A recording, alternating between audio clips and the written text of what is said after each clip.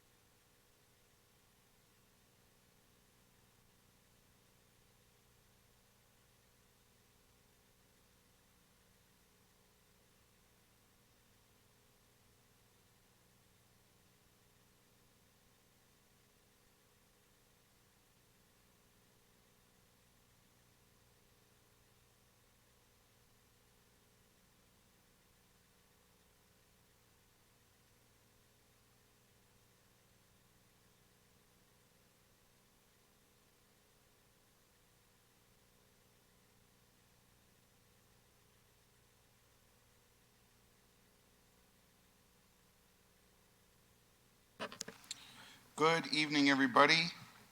Welcome everybody to the meeting of Brampton's Planning and Development Committee.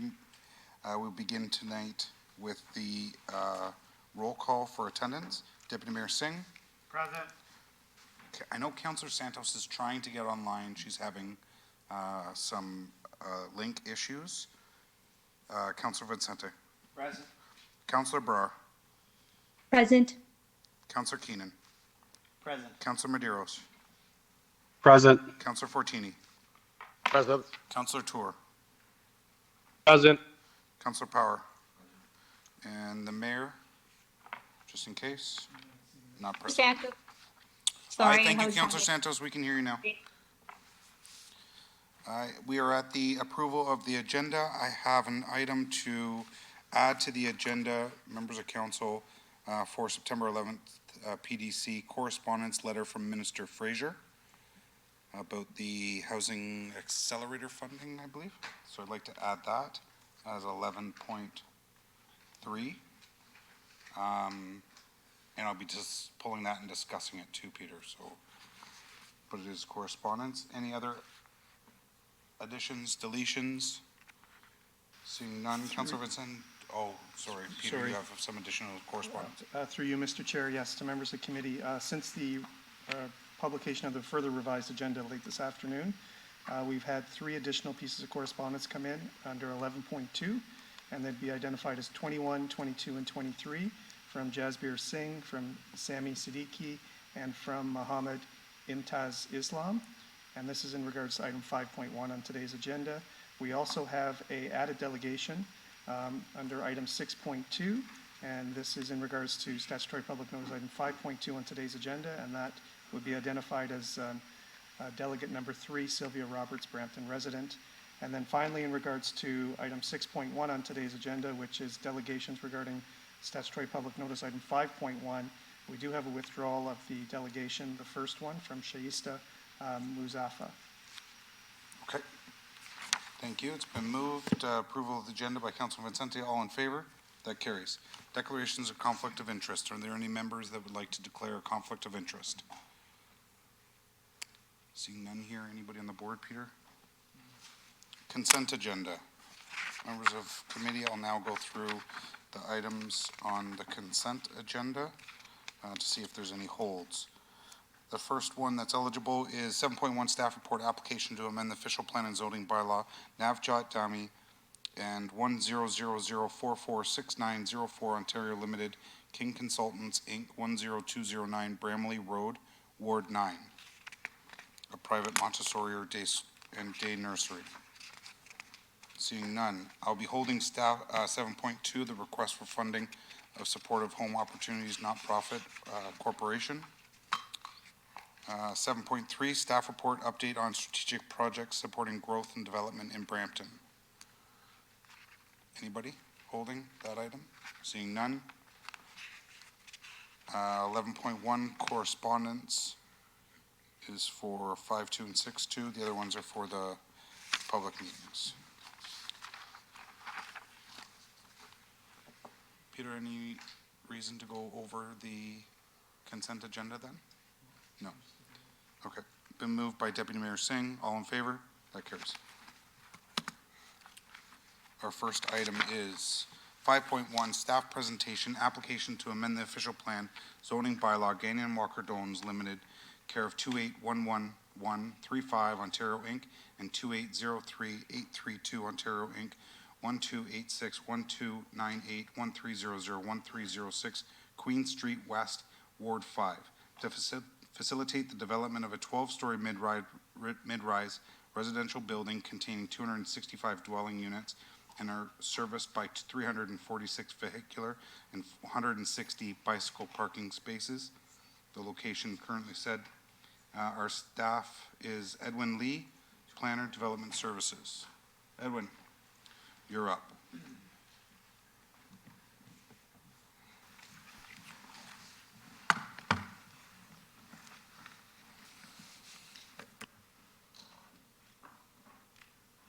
Good evening, Chair, Vice Chair, and members of the committee, members of the public, and fellow city colleagues. My name is Edwin Lee. I am the planner assigned to process and review the subject application. The purpose of this public meeting is to provide information to the public and seek feedback on the application filled by Gagnon Walker Domes Limited, or GWD planners. Next slide, please. The subject property is located in Ward 5, municipally known as 1286, 1298, 1300, and 3006 Queen Street West. The subject property is located on the north side of Queen Street West between Credit View Road and James Porter Road. Next slide, please. As shown on the aerial satellite image, the subject lands are currently occupied by 4 single detached houses. To the north of the subject lands, there are single detached houses and a woodlot, beyond which is a stormwater management pond. To the south is Queen Street West, beyond which are single detached houses. To the east is the unbuilt Douglas Road and the cul-de-sac of Covina Road, beyond which are low-rise commercial uses, single detached houses, and James Porter Road. And to the west is a single detached house, beyond which is the Springbrook Creek tributary and a woodlot. Next slide, please. There's also existing transit service along Queen Street West with a bus stop directly in front of the site. Queen Street West is a future bus rapid transit or BRT corridor. Next slide, please. Planning staff visited the subject site and surrounding area on March 30th, 2023. On the screen are selected site visit photos showing the different views of the subject site. Next, please. Next slide as well. The applicant submitted an official plan and zoning bylaw amendment application to facilitate the development of a mid-rise residential building that is serviced by a private road. A public access easement will be required for the private road. Next slide, please. Highlights of the proposed development is shown on the screen. The proposed development is a mid-rise apartment building that is 12 stories in height, or approximately 39 meters, and contains 265 residential suites. It includes 346 vehicular parking spaces and 160 bicycle parking spaces. The proposed development has a total gross floor area of approximately 21,600 square meters and a floor space index, the ratio of the gross floor area to the gross site area, of approximately 2.98. Next slide, please. A tertiary plan is a detailed land use study to guide new or redevelopment proposals within a specified area. The goal of a tertiary plan is to ensure the new development contribute to and enhance the character, built form, and structure of the community, and reduce or mitigate adverse impacts to the surrounding area, including issues such as access, servicing, and development or redevelopment potential. Once complete, any future development applications within this bounded area must have regard for the council-endorsed tertiary plan. The applicant has submitted a proposed tertiary plan as part of the site's development application. This tertiary plan is currently under staff review, and the final version will be included as part of the recommendation report. Next slide, please. Prior to finalizing recommendations and advancing associated final report to Council, this development application will be further evaluated for compliance with the Planning Act as amended, consistency with the provincial policy statement and conformity to the growth plan for the Greater Northern Horseshoe as amended, and conformity to the in effect Region of Peel official plan, the City of Brampton official plan, and its Credit Valley second plan. Next slide, please. The subject lands are designated residential in the City of Brampton official plan, which permits a range of residential and complementary commercial and institutional uses specified in the second plan. The proposed residential development does not require an amendment to the official plan. Next slide, please. The subject lands are designated low density 2 residential in the Credit Valley secondary plan, which permits single detached, semi-detached, and townhouses at a maximum density of 20 units per net residential hectare. To facilitate the proposed development, an amendment to the secondary plan is required. Next slide, please. The Credit Valley Secondary Plan Sub-Area 445-3 Block Concept Plan identifies that the subject lands are subject to a tertiary plan. As aforementioned, the applicant has submitted an accompanying draft tertiary plan for self-review. An amendment to the block plan is not required. Next slide, please. The subject lands are currently zoned Residential Hamlet 1, as per the city's comprehensive zoning bylaw 270-2004 and amending bylaws 204-2010 and 253-2021. Only single detached dwellings, type 1 supportive housing residence, selected non-residential uses, and their accessory uses that comply with the prescribed zoning standards are permitted on subject site. Residential apartment uses are not permitted within the current zoning. An amendment to the zoning bylaw is required to facilitate the proposed development. And as such, next slide, please. The applicant is proposing to rezone the subject site from the current Residential Hamlet 1 zone to Residential Apartment A or R4A zone with a special section to accommodate the proposed development. Next, please. The development application and associated tertiary plan is currently under staff review from internal departments and external agencies. Some of the key issues and considerations include, but not limited to, appropriate build forms such as building height, massing, setbacks, and stepbacks, and the building's transition to adjacent existing low-rise residential neighborhood. Appropriate intensity of use on the site, circulation and servicing of the site, as well as impact on future access and connectivity to other lands in the tertiary plan and Covina Road. Appropriate Queen Street frontage and streetscape design that affects the public realm of Queen Street, and impact on future development potential on other lands in the tertiary plan area, including the unbuilt Douglas Road. The aforementioned and other issues and considerations raised will be addressed in a future recommendation report. Next slide, please. Staff is hosting a statutory public meeting this evening to share information of the proposed development and provide an opportunity for members of the public to express comments. The development application has been circulated to commenting departments and agencies after deeming complete on July 24th, 2023. Staff will continue to review the proposed development and advance a final recommendation report for council decision in the future based on the proposal's details, applicable planning laws and policies, while incorporating comments and considerations from community members, technical review, and other stakeholders. Staff will also follow up with members of the public and other stakeholders who have spoken, written in, or advised of an interest in monitoring this proposal. Next slide, please.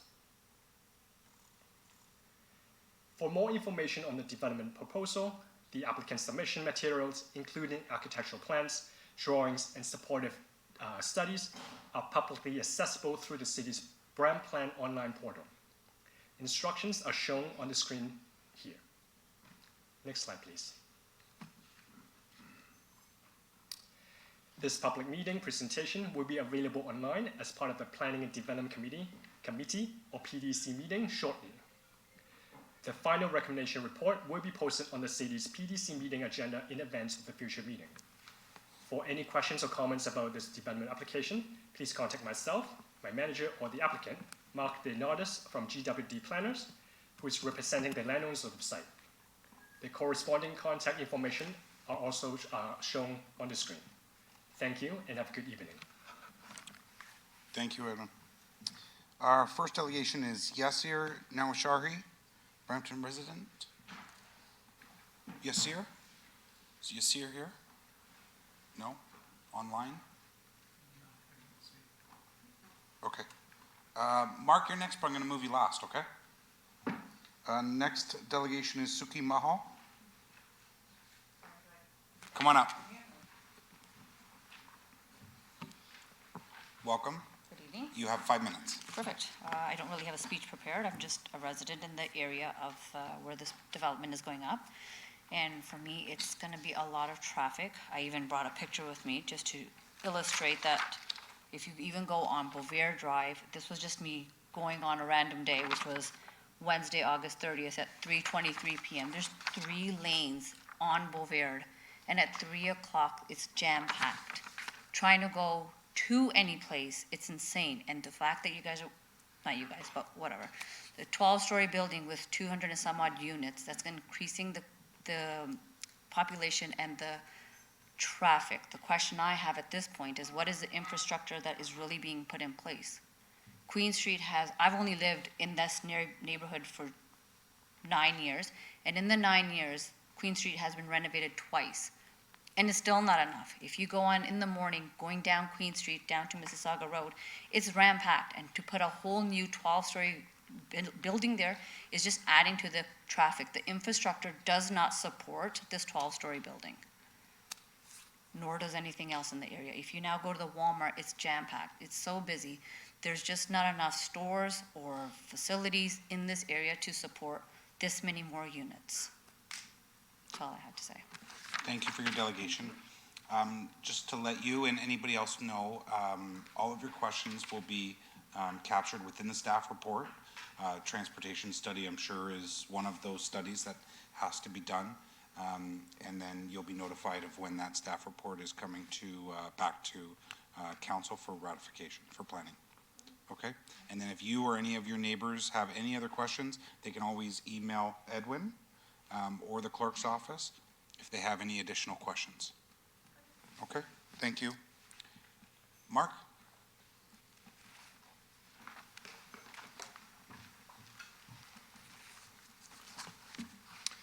Good evening, Mr. Chairman, members of the committee, city staff, members of the public. Mark DeNardis here from Gagnon Walker Domes Urban Planners. We act as planning consultant to the registered owners of the properties, numbered companies 281135 Ontario Inc. and 2803832 Ontario Inc. Next slide, please. I won't dwell on the details of the property, just some quick information here. So the properties have a site area of 0.78 hectares, have about 86 meters of frontage on Queen Street West and 92 meters of frontage on Douglas Road, which is a city-owned road, but it's unopened. It's currently occupied by 4 single detached dwellings and some accessory detached structures. In terms of the local site context and community facilities and amenities, the property is located within the community of Spring Valley, and it's east of the Springbrook Tertiary Plan. It's located within an 800-meter or 10-minute walk of 7 public parks, 6 schools, 4 places of worship. It has direct access to public transit, including Zoom, and Brampton Transit, including 6 routes, 1, 4, 6, 10, and 55. It's located within a 500-meter distance to nearby commercial at the southeast and southwest corners of Chinguacousy and Queen Street East. West. Next slide, please. This is a copy of the proposed site plan, and I know it's a little bit difficult to see on this slide, but the northwest limits of the property has been set aside for a natural heritage system buffer, and that was established through the neighboring subdivisions to the north and to the west. The perspectives on the right side of the slide, they're visual and they're high level at this point in time, but the upper visual is what the perspective of the building fronting onto Queen Street West, and the lower perspective is the building fronting onto Douglas Road at the rear of the property. Next slide, please. One of the filing requirements that we were required to submit with the application was an angular plane analysis, and you can see from this slide here that of the 4 elevations, 3 of them are below the angular plane. The only plane that pierces the 45-degree plane is fronting onto Douglas Road, and that is the plane on the bottom right corner of this slide. Next slide, please. And this visual here is a copy of the proposed landscape concept plan. Although it's high level right now, you can see that there is an abundance of new trees and vegetation that will be planted on the property. There will be some trees that will need to be removed, but we're confident that we'll have sufficient landscaping on this property. Just the images on the right side are just some precedent images of what the site could look like inside the complex. Next slide, please. In terms of sustainability score, the proposal did score the silver threshold, and that score will be reevaluated during the planning process and as part of the future detailed design. You can see from the visual here that there's a substantial amount of public transit, and there's a lot of facilities within the local area. Next slide, please. And this is a comprehensive list of all the documents that was filed in support of the application. So there is as many as 20 different items, and these are currently in circulation and under review by city staff and all the external agencies. So that concludes my presentation. Thank you for the opportunity to delegate to you this evening. Happy to answer any questions, and we look forward to working closely with city staff moving forward. Thanks, Mark. I have no questions of any members up here. Any questions on the board? Is there anybody else in attendance? Thanks, Mark. Is there anybody else in attendance that would like to delegate on this item? Here's your opportunity for you'd like to ask any questions that relate to the development of this 12-story mid-rise residential building. Asking again, is there anybody in attendance that would like to come and delegate to committee on this item? Seeing none, it's been received by Councillor Vincente that the staff presentation application to amend the official plan and zoning bylaw Gagnon Walker Domes Limited, care of 2811135 Ontario Inc. and 2803832 Ontario Inc. 1286 1298 1300 1306 Queen Street West, Ward 5 be received, and that the delegation 6.1 and correspondence 11.2 also be received. All in favor? That carries. Our next item is staff presentation application to amend the official plan and zoning bylaw 69 Bramley Holdings Limited, Glenn Schnarr and Associates Inc., 69 Bramley Road, Ward 7. And we'll have Emma DeMello will be up to present on this item. Welcome, Emma. We'll give people a couple minutes to leave before you.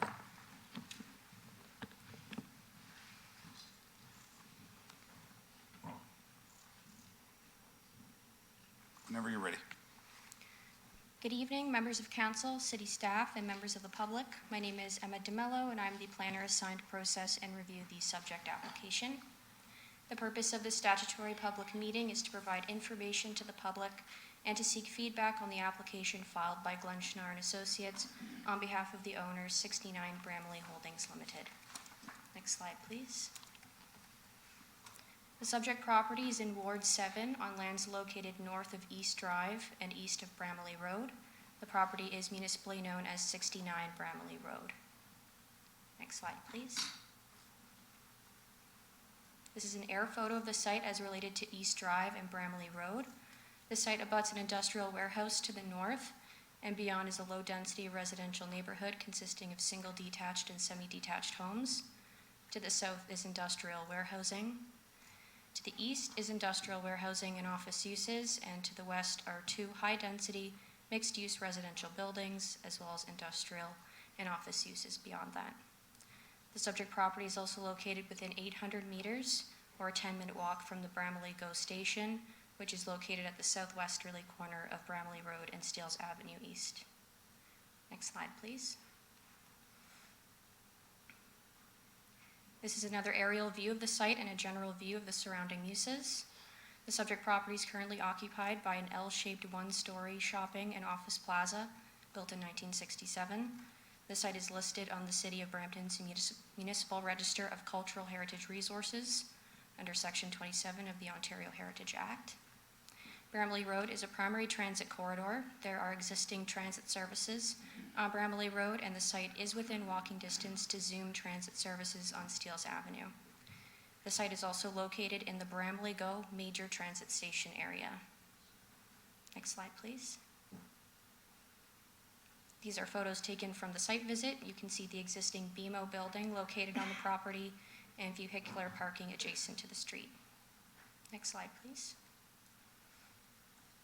These are more photos taken from the site visit. You can see the two mixed-use residential rental buildings across the street and the circular BMO building facing the intersection of East Drive and Bramley Road. Next slide, please. The proposal contemplates the development of a 0.77 hectare site with a mixed-use rental housing building. The overall development includes 572 residential units and a total of 602 square meters of ground floor retail. Phase 1 includes the development of a 28-story mixed-use building with 330 residential units, with a gross residential floor area of 21,046 square meters. The applicant is proposing indoor amenity space totaling 1,255 square meters and outdoor amenity area totaling 707 square meters. Phase 2 of the development includes a 22-story tower with 242 residential units with a gross residential floor area of 15,573 square meters. The towers share a 3-story podium. Next slide, please. These are renderings of the proposed development. Some noteworthy aspects of the development include the integration of the existing BMO Circular Pavilion, which will be relocated closer to the intersection of East Drive and Bramley Road. The proposal contemplates one access to the site from East Drive and a total of 502 parking spaces, the majority of which are proposed underground. And the 572 apartment units are proposed to be rental tenure. Next slide, please. The subject application will be reviewed for consistency with various planning tools, including the Planning Act, the Provincial Policy Statement, the Growth Plan for the Greater Golden Horseshoe, the Region of Peel Official Plan, City of Brampton Official Plan, the Bramley Mobility Hub Secondary Plan. Next slide, please. The subject property is designated residential and special land use policy area 20 in the official plan. An employment conversion request was previously approved through a municipal comprehensive review. The special policy area permits a mixed-use apartment building on the subject property. The site is also located in the Bramley Go major transit station area. An amendment to the official plan is not required to permit the proposed development. Next slide, please. The site is within the boundaries of the Bramley Mobility Hub secondary plan and is designated mixed-use office and retail. An amendment to the secondary plan is required to permit the proposed development. Next slide, please. The property is zoned Industrial 2, Section 189, which permits business and professional offices, industrial uses such as manufacturing, and non-industrial uses such as a recreational facility or community club. An amendment to the zoning bylaw is required to permit the proposed development. Next slide, please.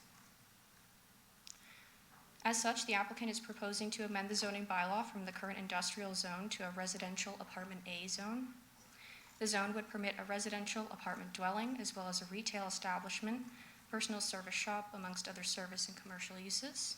Special provisions include a maximum building height of 28 and 22 stories, a maximum lot coverage of 61%, minimum landscape open space of 30%, and a parking rate of 0.6 spaces for residents and 0.2 spaces per unit for visitors.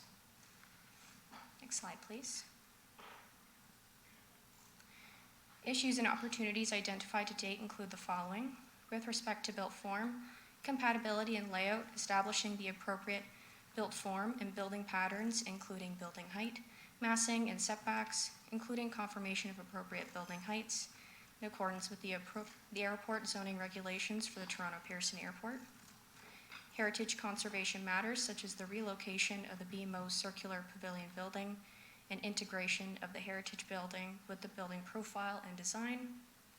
And with respect to noise, ensuring the integration of appropriate mitigation measures to manage noise impacts from surrounding industrial uses. Next slide, please. This application was deemed to be complete as of June 27th, 2023. It was then circulated to commenting departments and agencies.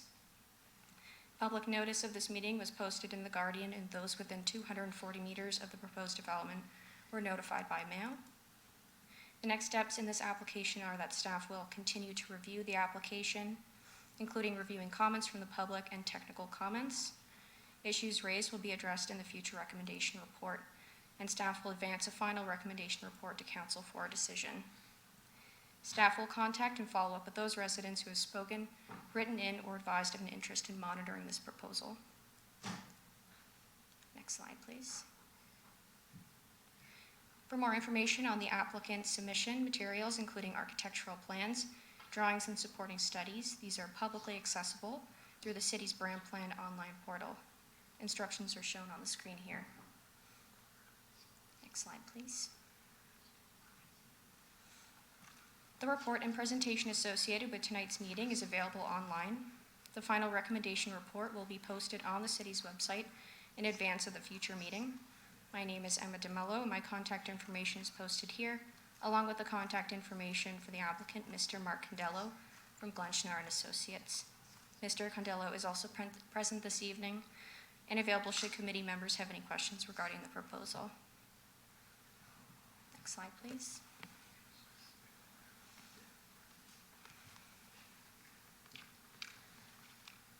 Next slide. Thank you and have a good evening. Thanks, Emma. Go to our delegations. Mike Everhart. Come on down, Mike. From Augusta National Inc. on behalf of 270-7193 Ontario Inc., aka Bank Bros. Good evening, Mr. Chairman and members of the committee. My name is Mike Everard. I'm a land use planner retained by Bank Brothers. My firm is Augusta National Inc. Bank Brothers is located just on the south side of East Drive and just to the east of the subject application.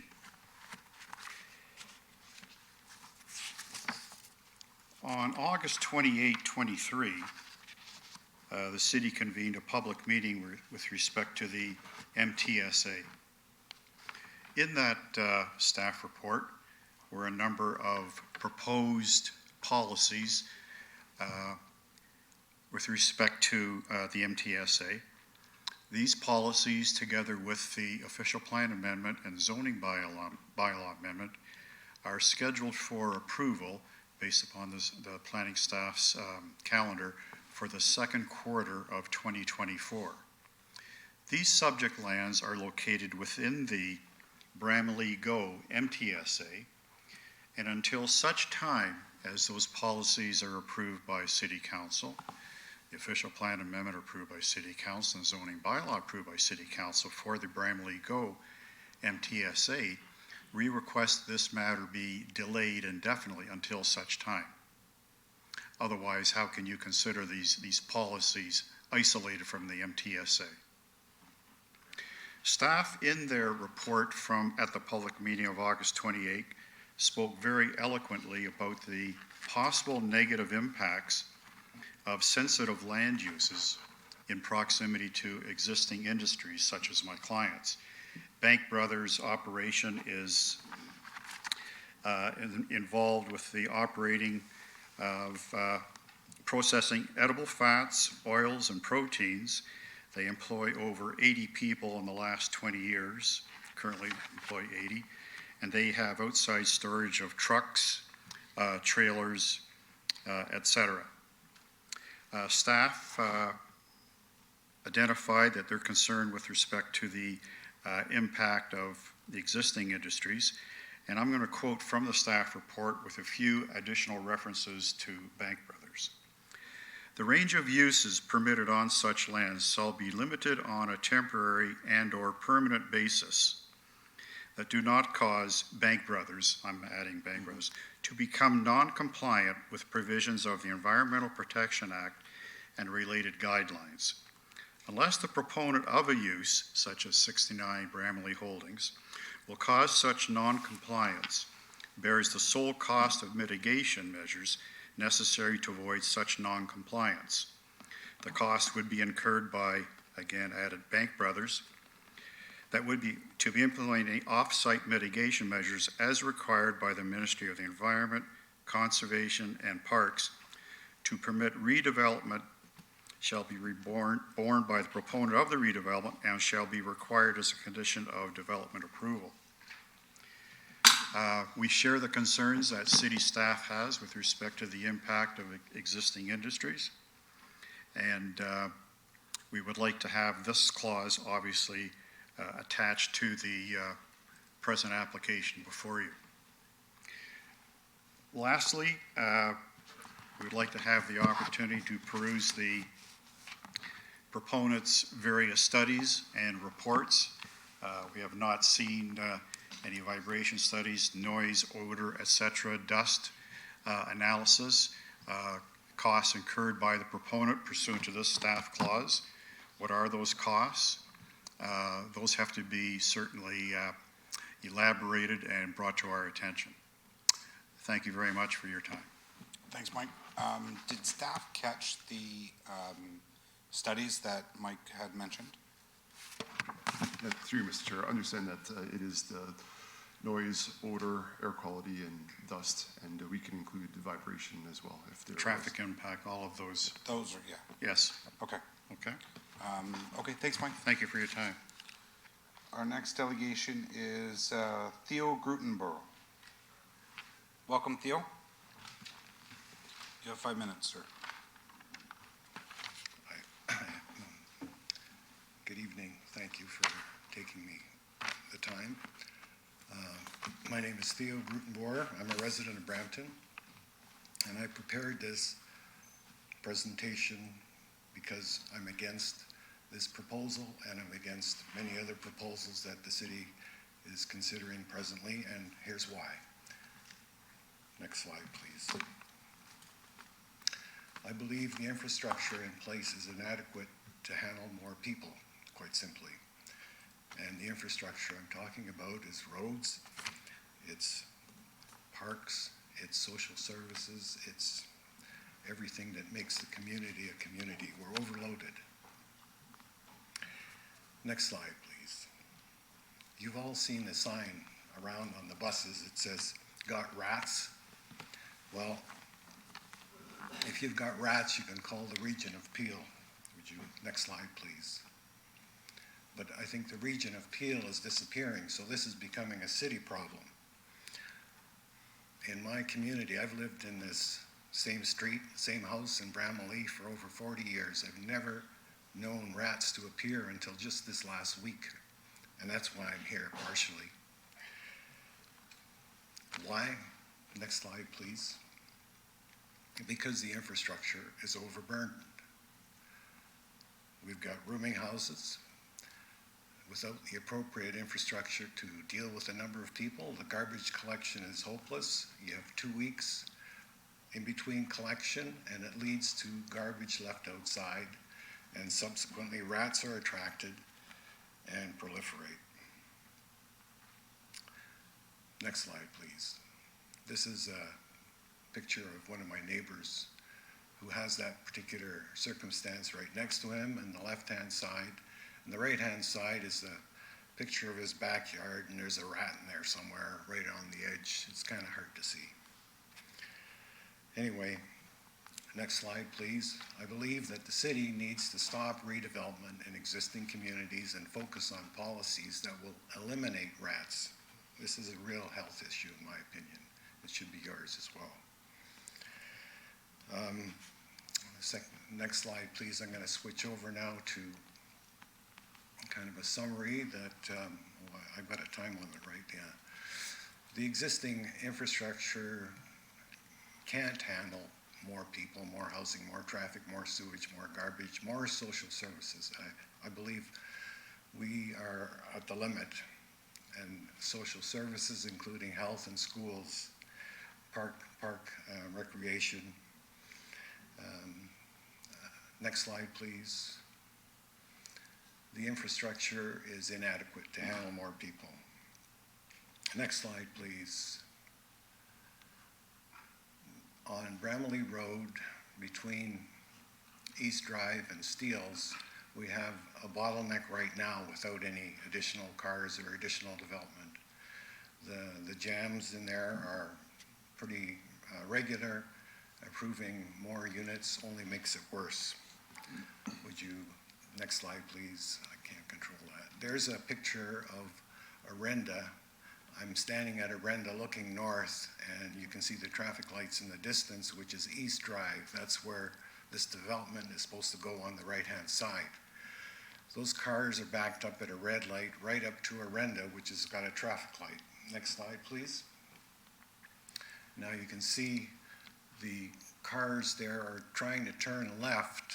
The light is red because they can't, the north-south can't go, but this is east-west. They're trying to turn left to go north onto Bramley Road, and they really can't because they have to wait until the next light goes, and it becomes a hopeless snarl. Next slide, please. So this is looking south at Steeles, and you can see over the bridge there, over the 407, there's more people coming from the south, trying to get onto Bramley Road, just keeps coming. And this is around 5 o'clock. I think these pictures were taken last Wednesday or Thursday, and it was not even when the GO train was on. So if the GO train is coming, it's going to be worse. Next slide, please. I'm running out of time. Council, in my opinion, must reject this application. Next slide, please. And I believe what's happening is that the infrastructure that's been paid for with our tax dollars, it's being hijacked in the name of intensification. And I'm asking council to respect the existing taxpayers and the existing official plan and zoning bylaw and reject this application. And as elected officials, you have a duty to respect your taxpayers, in my humble opinion. Thank you so much for your time. Next slide, please. And I'm done. Next slide, please. And that's me. Thank you. Thanks, Theo. Our next delegation, Sylvia Roberts.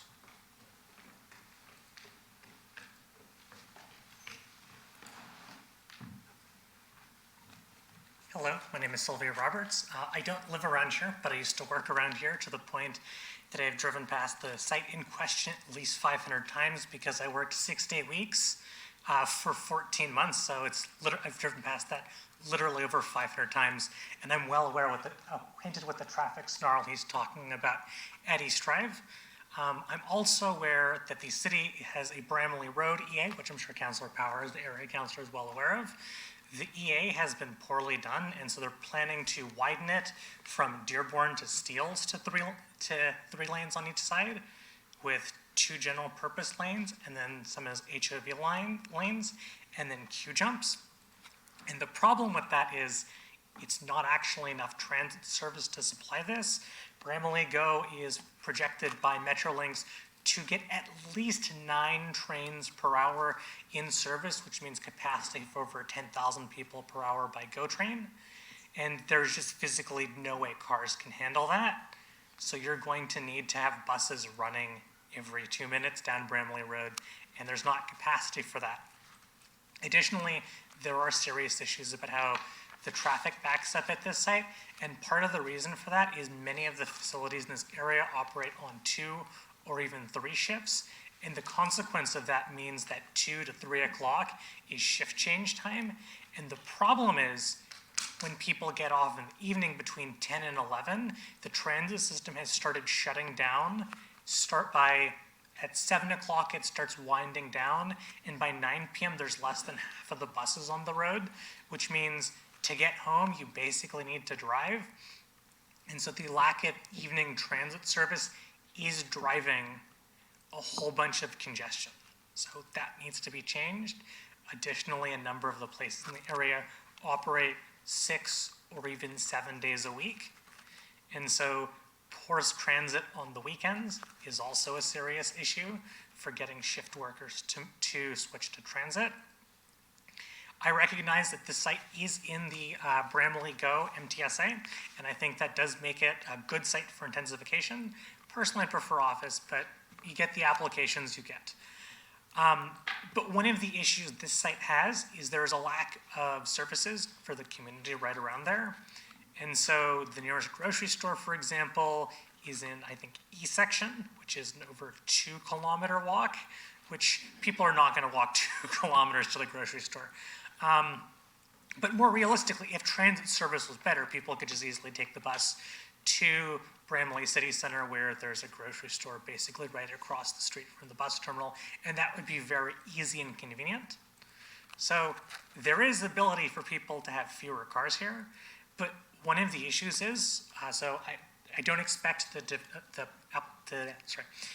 city planner for the site to fully understand and comprehend the development charges bylaw, but the development charges bylaw was put together and the numbers were arrived with the conclusion that a significantly fewer percent of people would take transit than are probably going to. At this point, Brampton's ridership has reached 98% of what we were planning for 2031. And so we are well beyond that, and the amount of transit service we will need to provide for future growth is far beyond what the development charges are going to provide in general. But because this site proposes such a significant reduction of 0.4 parking spots per unit, which I understand, I believe the application specifically mentions that this is in line with like Steeles and here Ontario and downtown and along the Queen Street corridor, that carries with good transit are moving towards that. So I get that. The issue is we're not going to have the money to provide the hard services there out of the transit DCs. And because you're asking for such a reduction in that, I believe the city should use Section 40 of the Planning Act, which I've mentioned a couple times now, which allows you to accept funds in lieu of parking. So they're asking for a reduction, so you'd be able to use this provision, and then specifically use that money so you can help build the Bramley Zoom, which I'm sure Councillor Poward knows that the residents are like, when is this going to be done? And also probably, when are you widening Bramley Road? And that money would help provide that services for his residents, so the residents who currently live in the area don't have reduction in quality of life. Thank you. Thanks, Louis. Is there anybody else that's here today that would like to delegate on the application to amend the official plan and zoning bylaw 69 Bramley Holdings Limited, Glen Schnarr Associates, 69 Bramley Road? You'd like to delegate today? Yes.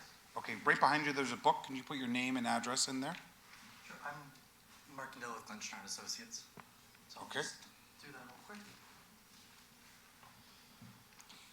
And while he's up here, is there anybody else that would like to delegate on this item here today? Nobody else? Okay. Hey, welcome. Well, thanks. Good evening, Mr. Chair, committee members. Mark Condella from Glen Schnarr Associates here on behalf of the landowner and applicant for 69 Bramley Road. With me today is also Rad Volkacic of Medallion Corporation. He's the Director of Development and Construction at Medallion. I do not have a presentation for committee today, but there are a few items I'd like to speak to that were brought up from the delegations earlier. As noted by Emma or Mr. Mello, this application is being pursued as a purpose-built rental project. This application did go through an employment land conversion through a municipal comprehensive review. And as part of that policy process and review, the secondary plan was identified or was amended to include a site-specific policy that does allow this application or this property to develop in lieu or in advance of a municipal comprehensive review or an MTSA, major transit study. So we're advancing the project now. Luckily for us, the MTSA for Bramley Go is also being reviewed concurrently, and we're aligning ourselves or reviewing the application to align ourselves with the city's policy framework for the Bramley Go MTSA. There were some concerns addressed about locating sensitive uses within close proximity to industrial, the existing industrial along East Drive and Bramley. As part of the review of the application, we have submitted a noise and vibration study that is, and when we're through that, we're seeking proposing a Class 4 classification for noise abatement. What that does, for those who aren't familiar with a Class 4 classification, it does alleviate some of the burden from the proximity, from the industrial uses that are in proximity to the proposal, thus allowing that industrial use to remain compliant with the ministry standards for noise, and allowing, in this Class 4 is used as a tool to allow municipalities to advance intensification and infill development in proximity to existing industrial uses. So that is something that is currently being reviewed by staff and as part of this application. We did hear some concerns about traffic and infrastructure as part of the application. Traffic impact study was submitted, and through that review, we're not finding any exceedances in the city's infrastructure to facilitate this proposal. It was noted that Bramley Road, recently went through a municipal Class EA, and those findings determined that Bramley Road would be widened from 4 to 6 lanes. So that the traffic concerns in and around Bramley have been studied by the city. Yeah, those were the few, some of the more recurring, more pertinent issues that I had noted from the delegates, but myself and Rad are available should committee or have any questions. Thank you very much. Last call. Anybody else would like to delegate on this item? Seeing none.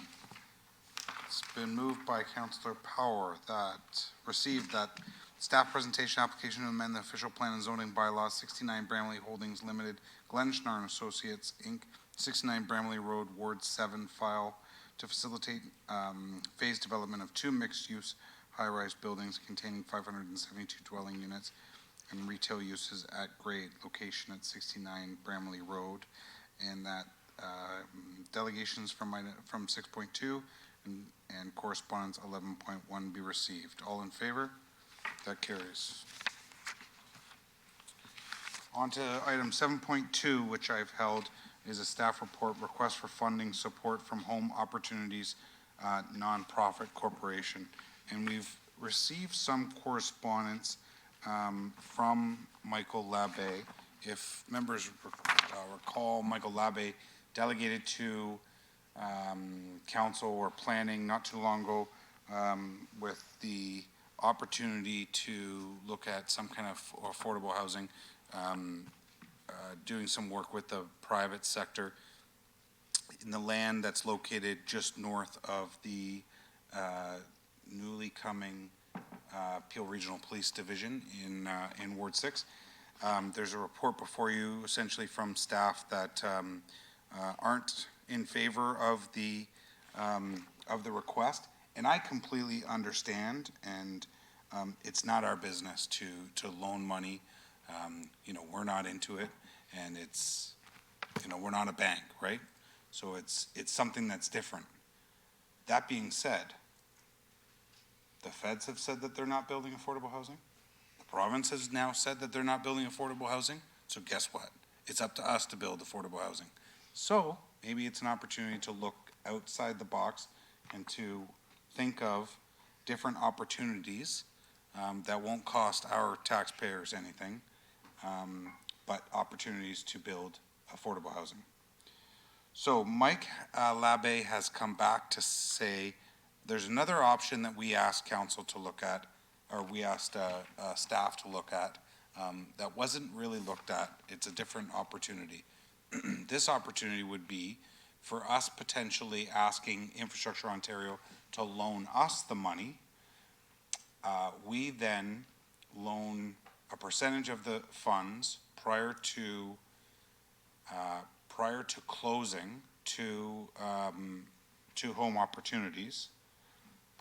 We would then receive back a portion of the funds before construction starts, where the remaining balance of the loan would be taken out. Again, it's math that I'm not planning on getting into right here and now. What I'm asking for is for us to refer this back to staff to look at the different opportunity of the 10 million, the proposal to borrow the 12 million during construction, and then once registered, receive or borrow the additional 10 or 12 million, and then receive the 10 million in lieu of DCs back to be paid, but that's part of the, yeah, it's different. But, so what I'm asking for is this to refer back to staff to look at the other opportunity and the loan directly from Infrastructure Ontario from the City of Brampton, for the City of Brampton. And I'm going to ask that the Deputy Mayor, the Mayor, myself, get into a boardroom with Home Opportunities, Planning, and Finance. And so we can kind of hash this out a little bit and for a report to come back in October. So that's essentially what the referral is.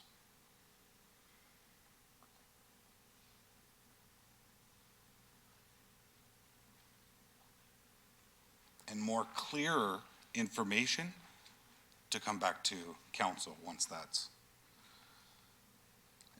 looked into. So there's that.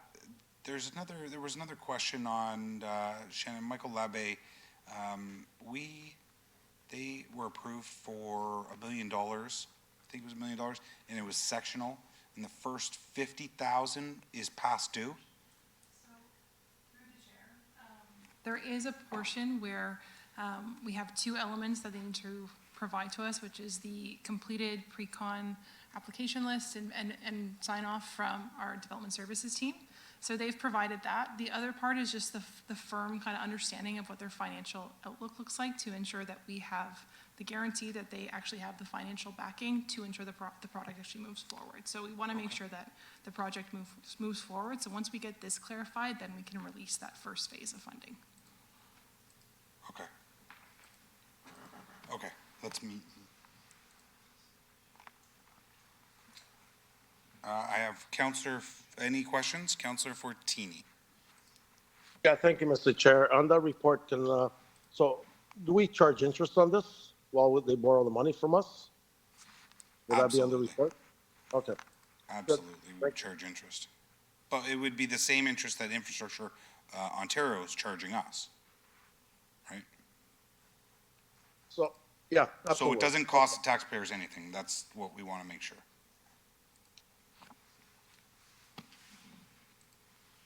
Councilor Fortini, you good? All good. Okay, thank you. Referrals on the floor, I've moved it. You're good, Peter? All in favor? That carries. Our next item.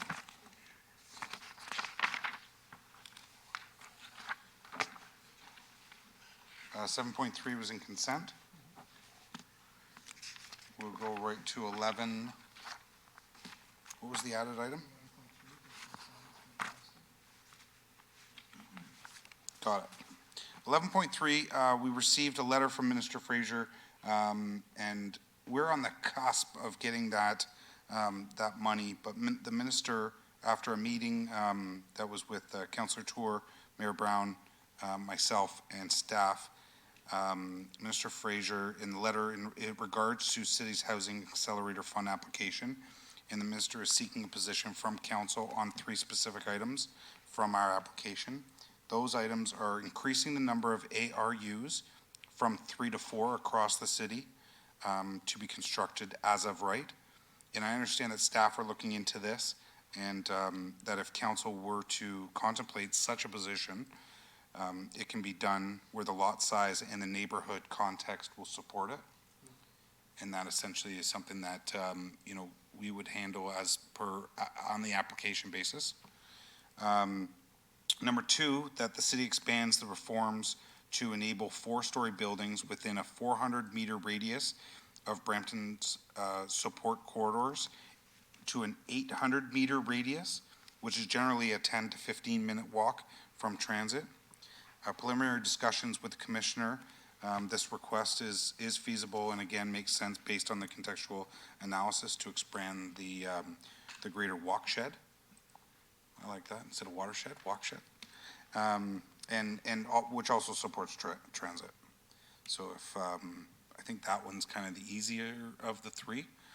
And prior to Deputy Mayor Singh, the last one, that the city reduce restrictions on additional residential unit ARUs. For example, Brampton should consider expanding the current maximum floor space of 35 square meters to at least 100 square meters. That's a request from the minister. Again, based on discussions with the commissioner, this could be further reviewed and completed through the city's comprehensive zoning bylaw to ensure best practices, research, and effectively address the public's concerns. So those are the three items that the minister would like to see added to this. At the will of committee and essentially council, we can kind of put this out in the world, think about it, and then have the debate at council once staff essentially is saying this is what we can do right in front of you. So do we have anything in writing? So through you, Mr. Chair, there is the correspondence in writing with the three items that you've summarized. Yeah, so why don't we ask, I'll go to Deputy Mayor in a second, but why don't we then ask staff to bring forward something at Committee of Council or Council? Through the chair, it's my understanding that Minister Fraser is looking to make an announcement on our funding application fairly soon. So staff have drafted a report for council's consideration on Wednesday. Okay. I believe the minister's office is actually tuning into tonight's PDC meeting. So they're the sooner we can bring something for council's discussion on Wednesday, then we can report back. Excellent. Okay. Deputy Mayor Singh. Can I ask my question now, or should I wait till? Whatever you want. Just quickly, the ARU component, can you, the first one and the third point. The third point, I'm not understanding. What are they saying in that? Increase 35 square feet to 100 square feet. So make them bigger? Okay, and then the first one is an additional, so 4 additional residential units? Okay, and are we allowed to put constraints on? It's not just a blanket policy? Through the chair, what I might suggest is that part of staff's report back on Wednesday, take a phased approach. That perhaps first we signal to the feds that we are very much in favor of looking at this where it makes sense, i.e. along our support or transit corridors. So, here Ontario, Steeles, Queen Street, et cetera.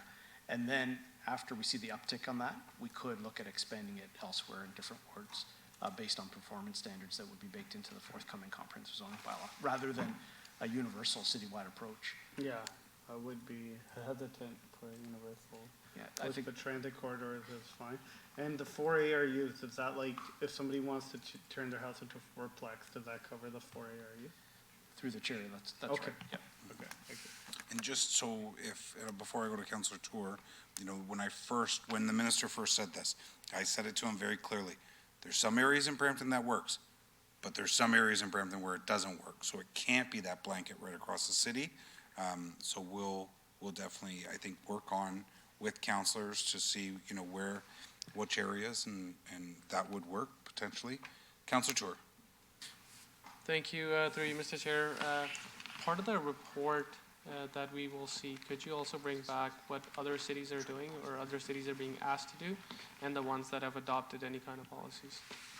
Yeah, through the chair, we can certainly allude to that. To my knowledge right now, it's City of Toronto and the City of London have adopted citywide policies for 4 ARUs, but there may be others we can certainly look to bring back.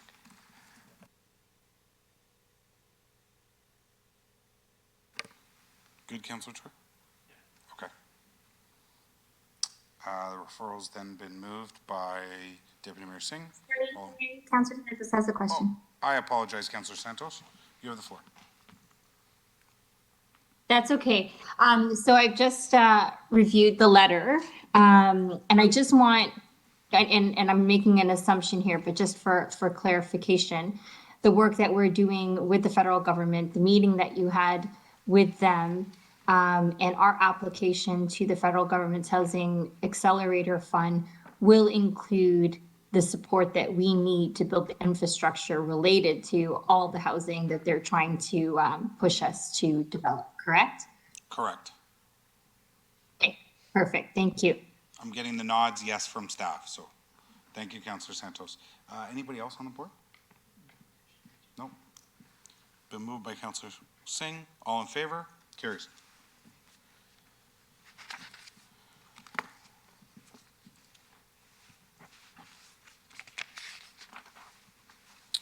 Item number 12, councillor question period. Are there any members of council that would like to ask any questions that relate to anything on the agenda today? Seeing none. Public question period. Are there any members of the public that would like to come up and ask any questions? Please come up and do so. Can you state your name for the record, please? I'm Jasbir Singh, and I'm from Ward 5. And Paul is my counselor. And I'm sorry, through the chair and the city council, I missed it, I'm getting old. On a 5.1, the lady spoke. And as I noticed that there was nothing written about the public speaking, so I missed that. Would I be able to go back to 5.1? 100%, absolutely. Okay, Yep. thank you. Please So go ahead. this is all related to 5.1, and it's about the dwelling, the 12-story mid-rise dwelling. And I've noticed, council, that the people of the city, I've come to so many meetings, are screaming about infrastructure all the time. We are like a broken record. Mr. Teo is not here. And the Madam Sylvia. Is council not listening to the people? That's what we feel. I will tell you what we feel. We feel that Brampton is a beautiful city. Development in a sustainable way is the way to go. And like I said the last time, look at the big cities that made the mistakes. It is so easy. Find the mistakes they made. 98% complained about infrastructure. Not enough infrastructure. Why can't our city be ahead of them? Before we bury ourselves and said that 23,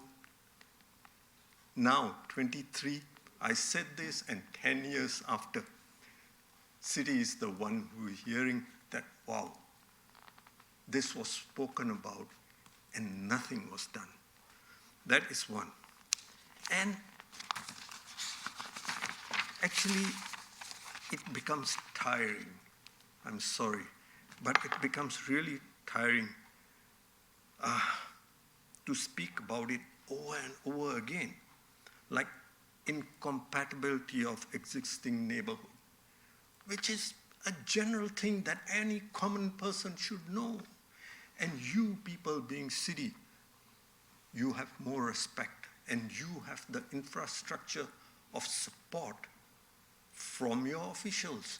You have layers of support, planning department. Do we see that? We are afraid that we don't see enough.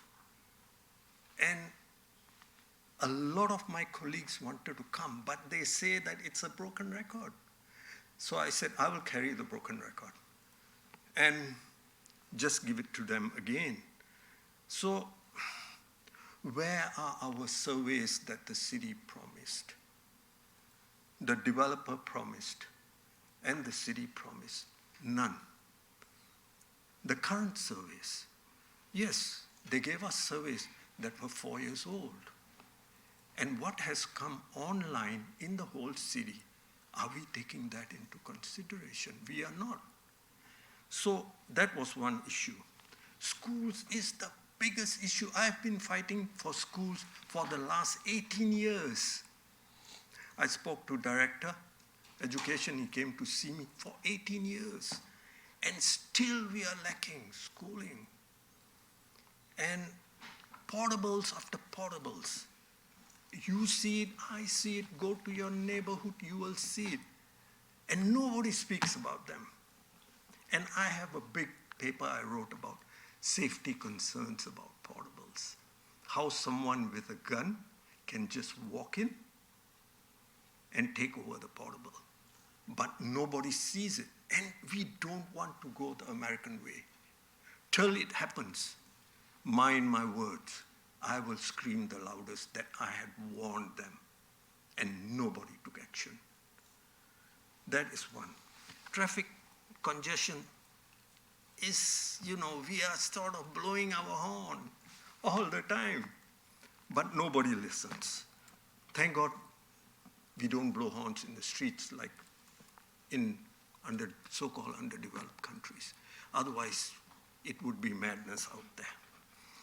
Environmental constraints, flooding, stormwater provision, providing stormwater. Where is our stormwater going to go? We had floods the last time in El Dorado Park. We know we had flooding.